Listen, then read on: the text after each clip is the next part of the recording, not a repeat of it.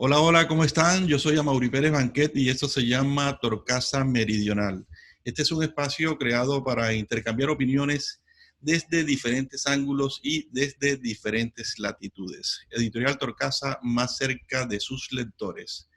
Bueno, y de inmediato nos vamos a la ciudad de Cali. Allá se encuentra nuestro invitado en el día de hoy. Un invitado muy especial, uno de los mejores escritores que tenemos en Colombia en la actualidad, el maestro Santiago Gamboa, autor de más de 10 libros ya publicados y un referente de la actualidad nuestra en la literatura. Maestro, muchas gracias por haber aceptado la invitación y por compartir este espacio con nosotros. No, Amaury, muchas gracias a ti por invitarme y un saludo a todos, muy afectuoso desde Cali. Sí, señor. Bueno, quiero comenzar con este libro, maestro, este libro, Plegarias Nocturnas.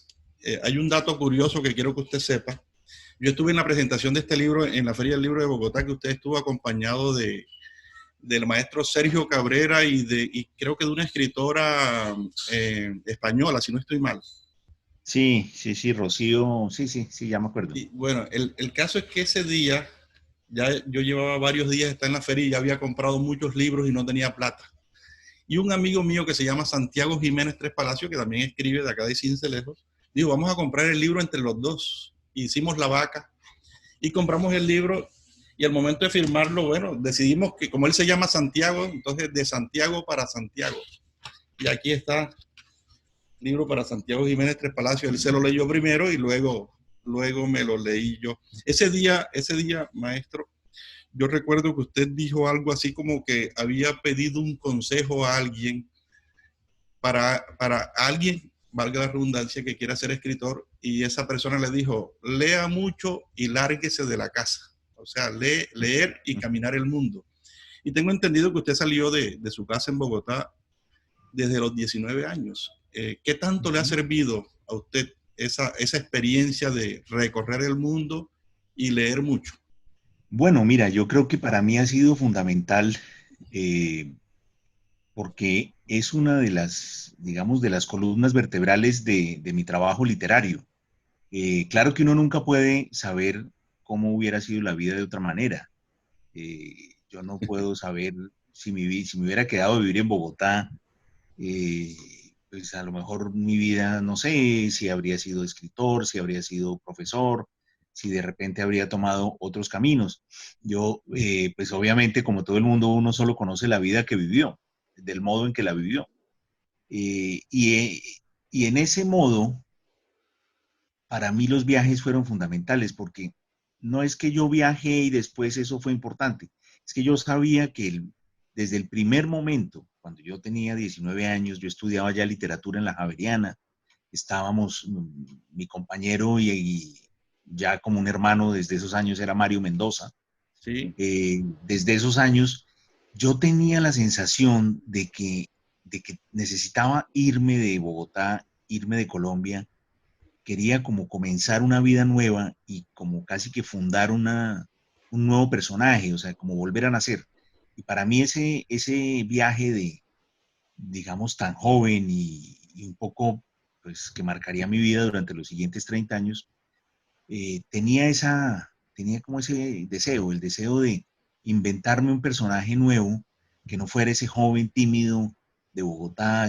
Pues yo tuve, por una serie de circunstancias, terminé el colegio muy jovencito, yo tenía apenas 16 años, con lo cual pues empecé la universidad todavía muy Pero, jovencito maestro, pero eso también. normalmente ocurre cuando uno es buen estudiante, ¿no? Sí, sí, bueno, me pasaron muchas cosas, me subieron de curso porque aprendí a leer mucho más joven de lo que aprenden los demás y tampoco se sabía muy bien quién me había enseñado, fue un poco un misterio cuando yo era niño. El resultado de todo eso es que yo terminé a los 16 años el colegio, empecé la universidad, eh, pero claro, yo tenía toda la psicología de la timidez y un poco como el temor ante esta gente pues en literatura en la Javeriana no estudiaban jóvenes recién graduados, estudiaba ya gente como una segunda carrera.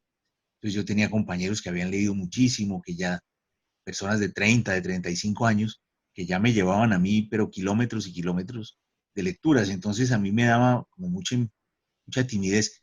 y también en la creación literaria, es decir, yo empezaba a escribir, pero ahí en la universidad había gente que llevaba escribiendo años. Entonces, tuve la sensación de que tenía que salir.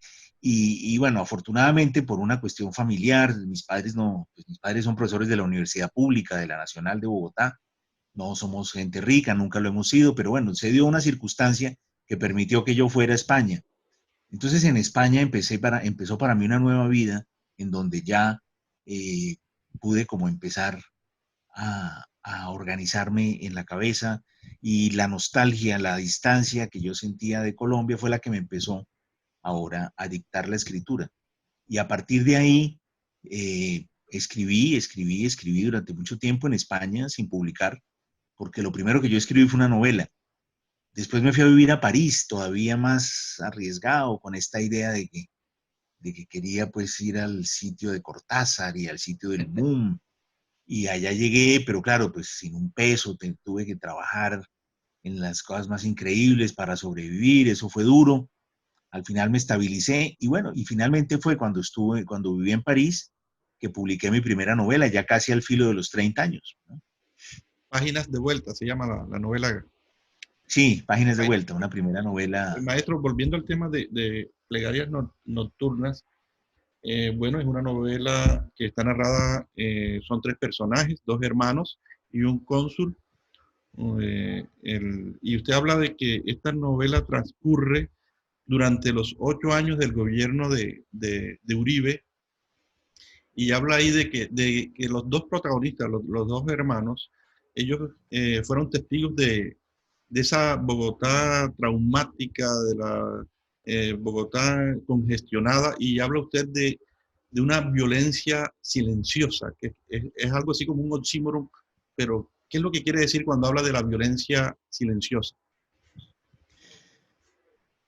Pues bueno, yo escribí esa novela hace ya muchos años y las claves y todo eso, pues en realidad se me han ido perdiendo un poco en la memoria, pero yo me imagino que, a lo que hace referencia es a esa gran violencia que fue instalándose en la gente, lo que hoy se llama polarización, que en el fondo pues es el estado natural de cualquier país que tiene fuerzas políticas tan contrarias, o en el que todas las fuerzas políticas contrarias, digamos, son las que tienen el poder de alguna manera.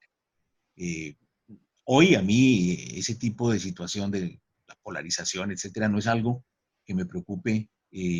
Me parece que es normal, me parece que es como preocuparse por la lluvia, sí, pues uno se puede preocupar, pero no puede hacer nada, es así. Las sociedades como la nuestra, con los problemas que tiene, naturalmente tiende hacia eso, hacia una polarización.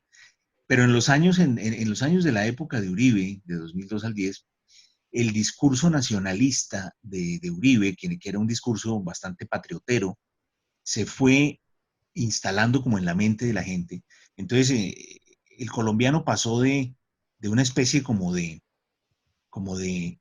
casi de no respeto o de muy poco aprecio a su nacionalidad, ¿no? Yo me acuerdo que cuando yo vivía fuera de Colombia, una de las cosas que me impresionaba era que pues, casi todos los colombianos con los que yo me encontraba fuera de Colombia no les gustaba decir que eran colombianos, les daba como vergüenza.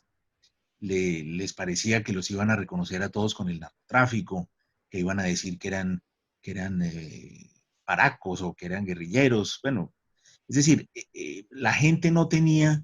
Yo me acuerdo una vez un grupo de muchachas que después del grado de universidad se fueron a viajar por Europa y me las encontré y ellas decían que eran venezolanas, me acuerdo, porque no les gustaba decir que eran colombianas.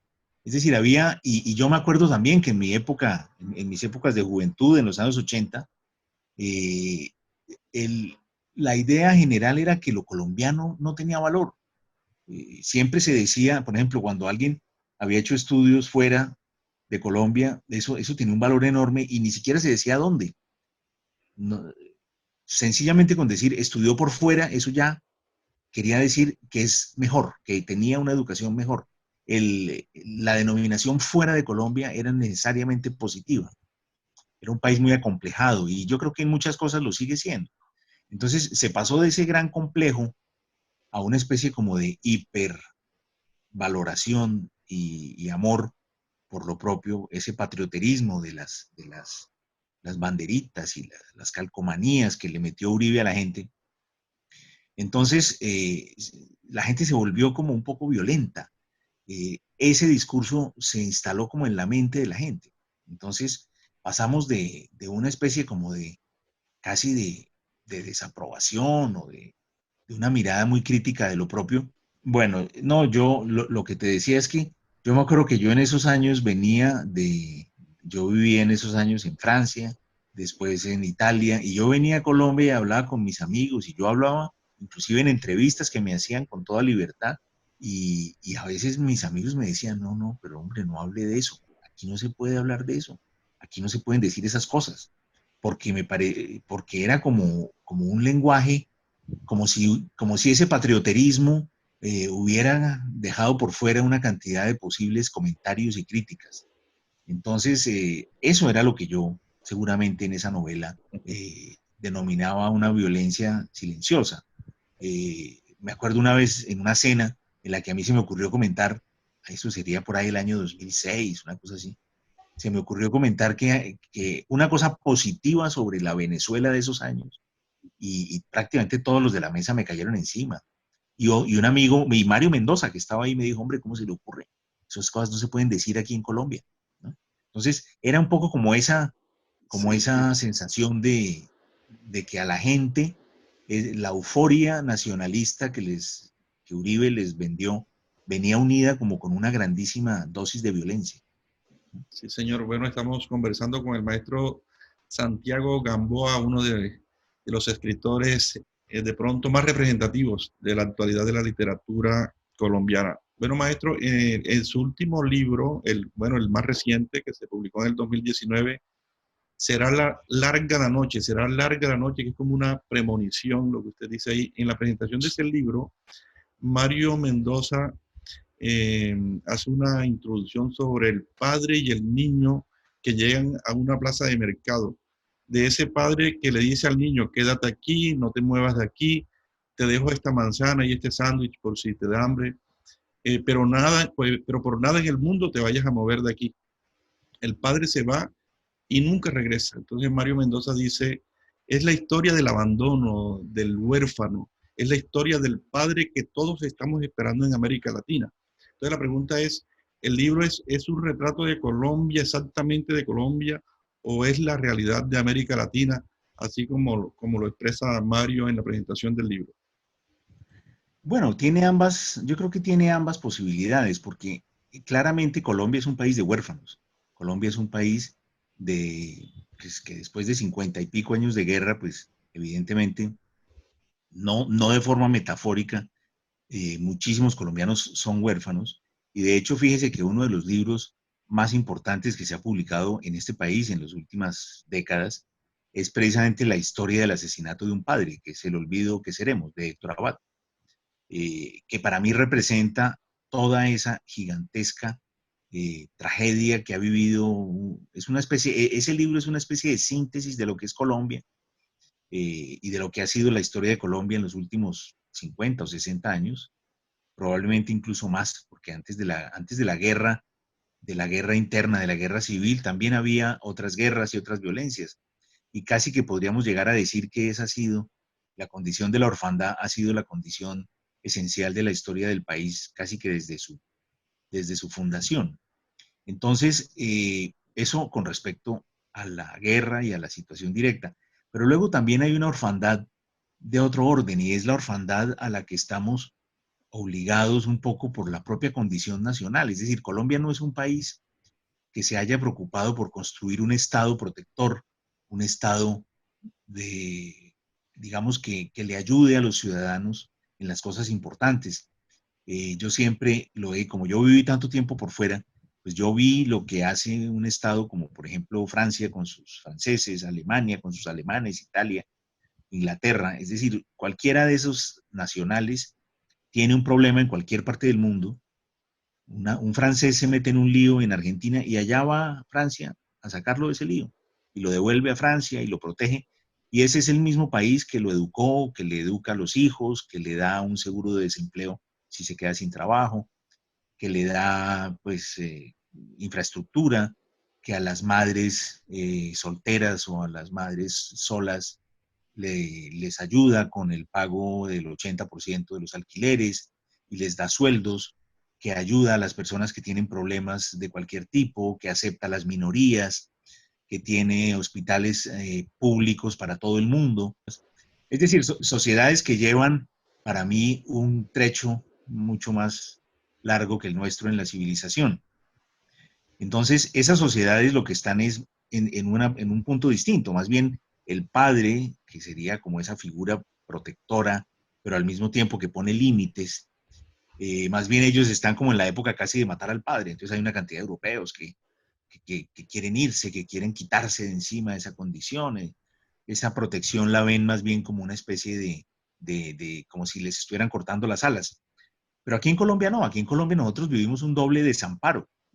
Aquí un muchacho huérfano que su padre o su madre han sido asesinados por la violencia, queda en un doble desamparo porque el Estado tampoco tiene unos brazos muy fuertes para protegerlo. Y entonces ese muchacho cae generalmente en las manos del narcotráfico, en las manos de las guerrillas, en las manos del paramilitarismo, de las bandas criminales, cae en la droga. Es decir, nosotros no tenemos un Estado que represente como esa imagen del padre protector. Y de alguna manera entonces somos como una sociedad huérfana que busca un padre. Inclusive en términos psicoanalíticos, el que se idolatre acá de esa manera tan exagerada y la crítica a personajes como Álvaro Uribe tiene mucho que ver con esa psicología de la orfandad, ¿no? Elegir un padre, así sea el padre maltratador, así sea el padre gritón, así sea el padre, porque al fin y al cabo, pues es un padre protector. La única protección que se conoce es la protección del padre maltratador. Entonces, se le tiene una especie de afecto por eso mismo, ¿no? Con lo cual, pues sí, efectivamente esa condición la podemos compartir con algunos de los países de América Latina, pero yo creo que esa es la doble condición de orfandad que vivimos acá. Sí, señor. Hay una canción de Ricardo Arjona, Jesús verbo no sustantivo. Él dice que en el mundo hay más religiones que niños felices. Tanto juega, qué papel juega la religión en esta última novela suya? El- Sí, Será larga la noche. pues es digamos que mi novela de alguna manera es una enorme crítica a las iglesias evangélicas, que son esta fe cristiana, protestante, que se ha ido apoderando sobre todo de la gente con menos formación y con menos educación, y que ha ido convirtiéndose en una especie de quinto poder. A mí me parece muy respetable y muy normal que la gente tenga sus creencias, que la gente desarrolle su vida espiritual. Eso, pues, por supuesto, yo no soy creyente, pero yo también tengo una vida espiritual. Yo la ejecuto a través de la literatura, de la música, de la poesía, del arte, pero entiendo que otras personas lo hagan a través de las religiones que tiene a su disposición. Eso me parece absolutamente respetable. Pero lo que sí no me parece respetable es que los pastores evangélicos se conviertan en caciques electorales, que le vendan o le cambien por prebendas y favores políticos los votos de su feligresía al político que mejor les pague. Eh, Ellos se aprovechan de la ignorancia de la gente. Yo conozco muchas personas sobre todo gente de condición económica frágil y con poca educación, que caen en estas iglesias, porque estas iglesias lo que hay que reconocerles es que sí cumplen un trabajo social importante. Estas iglesias llegan a los barrios pobres, se instalan ahí, empiezan a trabajar como con la gente, con los jóvenes sicarios, con los muchachos drogadictos, a las muchachas que están en la prostitución, les ayudan, a esas pobres mamás, a esas pobres madres de barriada, pues que el marido obrero es alcohólico y las golpea, la hija ya se está prostituyendo, los hijos andan metidos quién sabe en dónde, esa pobre mujer no sabe qué hacer, acaba en la iglesia y el pastor a veces viene a su casa y cuando el marido viene borracho, el pastor a veces hasta saca y le pega su guantazo en la cara y a las 2 semanas el marido ya dejó de beber y está yendo a la iglesia también. Es decir, esos servicios sociales, que no debería ser una iglesia, sino el Estado, en los países normales y civilizados, esas cosas no las tiene que hacer la iglesia, las hace el Estado mismo. Pero digamos que ellos están suplantando al Estado en una de las cosas más importantes y eso lo hacen correctamente, digamos, y por eso mucha gente viene a ellos. Pero el problema viene después, cuando ellos le dicen a la gente, mire, tienen que votar por este señor, porque es que este señor tiene a Cristo en su corazón. Y entonces la gente se asusta. Yo me acuerdo, pues, la empleada de unos amigos que yo le decía, pero ¿por qué vas a votar? Vota por el que quieras, ¿quién se va a dar cuenta? Y ella me decía, no, señor, no, no, no, no, el pastor sabe. Yo decía, pero eso es imposible. No, no, él sabe todo. O sea, es la ignorancia más, pues, más triste, porque es gente, pobre gente, porque obviamente estos pastores son, pues, son unos sinvergüenzas. Entonces le venden el voto a los políticos más corruptos y más ladrones y más atracadores. Y por eso el país sigue como sigue, y todos lo sabemos. Y más aún con un peligro mayor, y es que cada vez esas iglesias tienen más gente y por lo tanto más votos. Ya el cálculo es que esas iglesias tienen más o menos una influencia sobre 5 millones de personas. Entonces imagínese usted lo importante que se ha vuelto esa, esa situación con respecto a la política y con respecto a las elecciones, y lo que cada vez le van a seguir dando y le van a seguir dando a los políticos que representen a estas iglesias. Ya hay partidos políticos y ya hay gente incluso en el gobierno que proviene de ahí, pero es que eso, para mí eso es un problema de seguridad nacional, o sea, eso no, la democracia no puede quedar eh, secuestrada por estos gurúes y por estos pastores, que van a terminar entonces tomándose el poder y haciéndonos vivir a todos como, pues, con el Nuevo Testamento en lugar de la Constitución. A mí me parece terrible lo que traen estas personas debajo del brazo. Sí, sí, desafortunadamente las personas de bajo recurso intelectual se dejan convencer, creen que los pastores son iluminados y los pastores están recibiendo dinero de los políticos corruptos y eso es lo que está ocurriendo, que fue más o menos lo que ocurrió con el referéndum, cuando el plebiscito de, Claro, sí señor. Bueno, exactamente. maestro, eh, su novela Perder es cuestión de método es una novela que se publicó en el 1997 y luego se llevó al cine en el 2005 por su amigo Sergio Cabrera. Eh, ¿qué de pronto, qué beneficio y qué riesgo se corre al momento de llevar una pieza literaria al cine? Pues fíjese, yo creo que ese es un matrimonio histórico, el matrimonio entre las novelas y las películas. Porque las películas, o sea, porque los directores de cine y las productoras cinematográficas necesitan historias y las novelas tienen historias. La historia del cine, con muchísimas excepciones, por supuesto, pero en la historia del cine hay una cantidad gigantesca de películas maravillosas que provienen de novelas. A veces la película es mejor que la novela. A mí me parece que es el caso, pero me van a matar, pero a mí me parece que es el caso, por ejemplo, del Nombre de la Rosa. A mí la novela no me gustó tanto, me pareció como una especie de construcción un poco falsa. Sin embargo, la película es maravillosa, a mí me parece mejor la película que la novela. Luego hay eh, situaciones en donde la novela es maravillosa y la película también, pero son un poco diferentes, como es el caso de La Naranja Mecánica, de Sí, Stanley Kubrick, ¿no? Que la novela de Anthony Borges es maravillosa, pero es una novela que pone como el acelerador en otros temas. Sí, está el tema, digamos, de la punición y del castigo social y de la redención de los malvados, pero la manera en que lo trata hace que sea distinta la historia, mientras que Kubrick lo ve de otra manera. Bueno, ese juego maravilloso entre la literatura y la novela, pues también ha llegado, por supuesto, al mundo en lengua española. En España, fíjese, más bien me ha parecido a mí que los españoles han tenido mala suerte, no han hecho casi nunca grandes películas basados en grandes novelas. Más bien, las grandes películas españolas son escritas por los directores, las películas de Buñuel, las películas de Almodóvar, las películas de los grandes directores de cine español, son como más bien producciones propias de un director. Mientras que, por ejemplo, el cine francés, en cambio, bueno, el cine francés también ha sido muy de directores muy fuertes, pero en el cine francés las novelas, cuando han hecho matrimonio con las novelas, no les ha ido mal.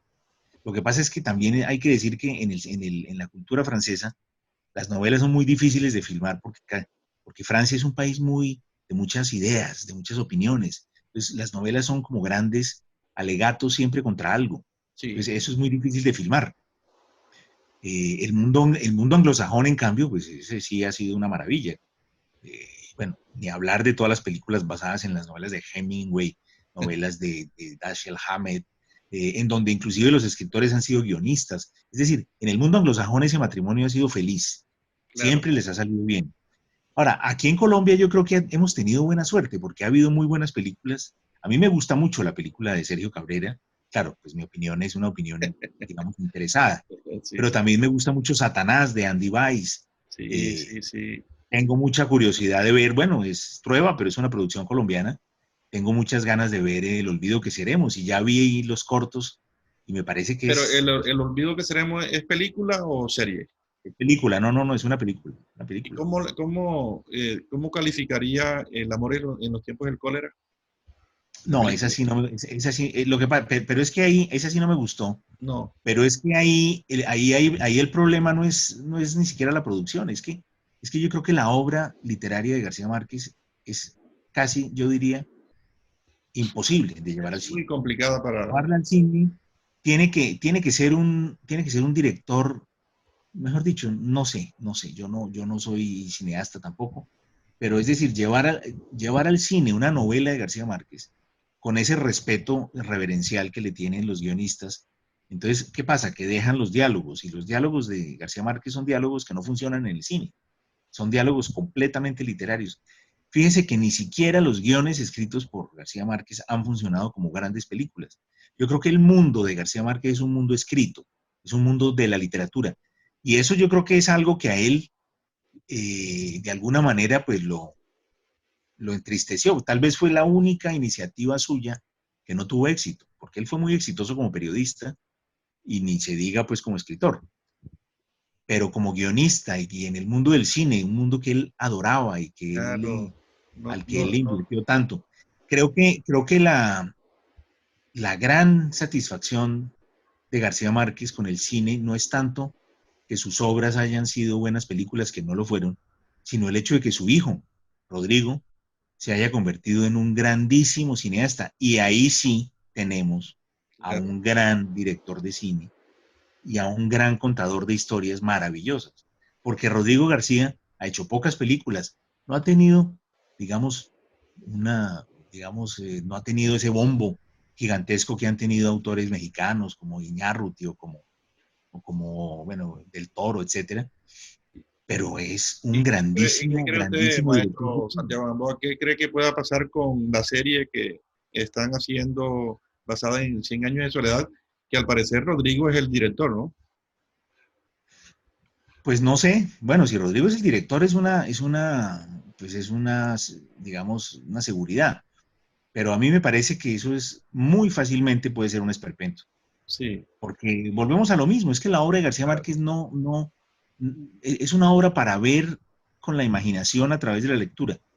Entonces, verla en pantalla se vuelve una cosa, a veces por momento inclusive como kitsch.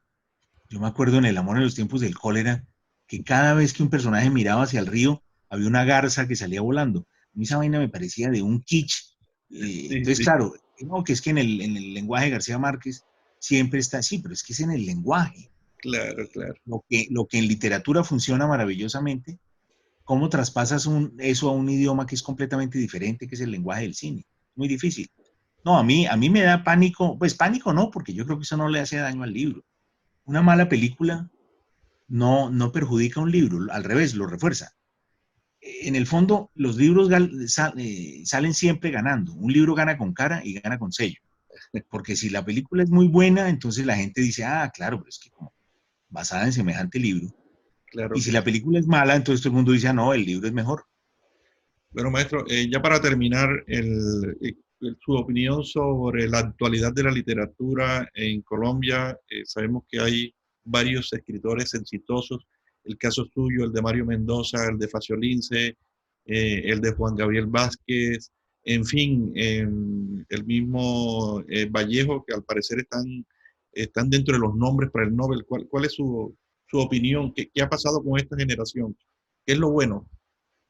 ¿O por qué han sido tan exitosos? ¿Qué ha pasado porque No, antes pues, nomás se hablaba de Gabo y de pronto de otra cosita por ahí suelta, pero ahora hay muchos autores que se están leyendo.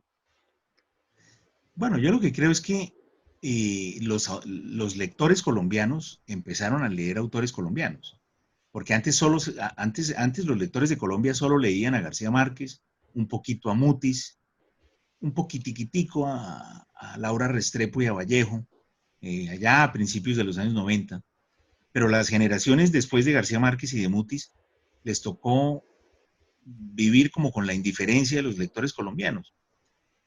Cuando yo empecé a publicar en el año 95, 96, en esos años, en esos años es el primer libro de Mario Mendoza, el primer libro de Héctor Abad, el primer libro de Jorge Franco, autores que después han tenido un grandísimo, luego más adelante un poquito más jóvenes, Juan Gabriel, pero yo creo que nosotros tuvimos la gran suerte, tal vez porque tocábamos temas distintos, porque hablábamos de una Colombia diferente, tuvimos la suerte de ser aceptados por los lectores colombianos. Entonces, a partir de ahí, nuestros libros empezaron a ser leídos fuera de Colombia.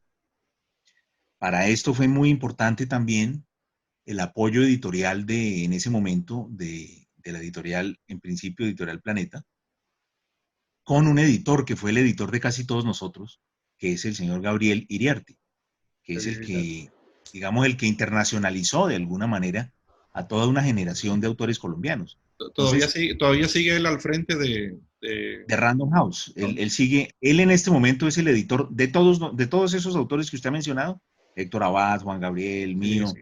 Jorge Franco, él sigue siendo el editor de todos nosotros.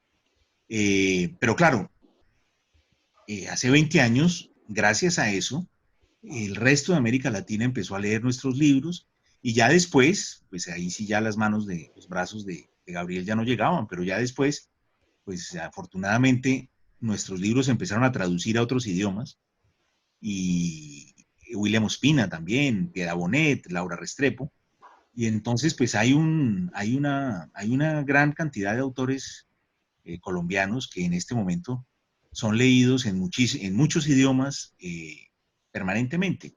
Entonces, bueno, esa es una situación, yo no sé a qué, pues se deberá seguramente a que hay una concentración de autores interesantes en el tiempo. Otros países de América Latina tienen, de México, por ejemplo, México también tiene muchos autores en simultánea trabajando juntos en diferentes generaciones.